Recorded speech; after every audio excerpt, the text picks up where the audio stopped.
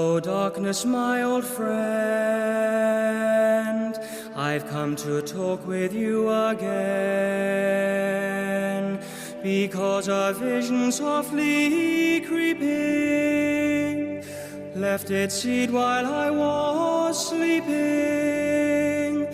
and the vision that was planted in my brain still remains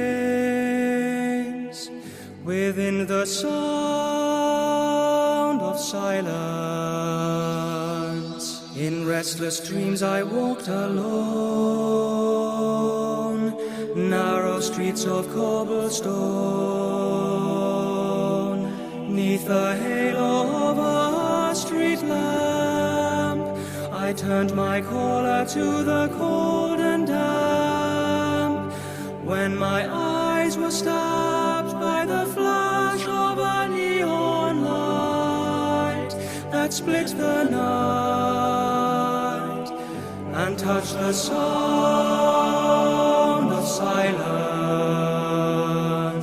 And in the naked light I saw 10,000 people, maybe more, people talking without speaking, people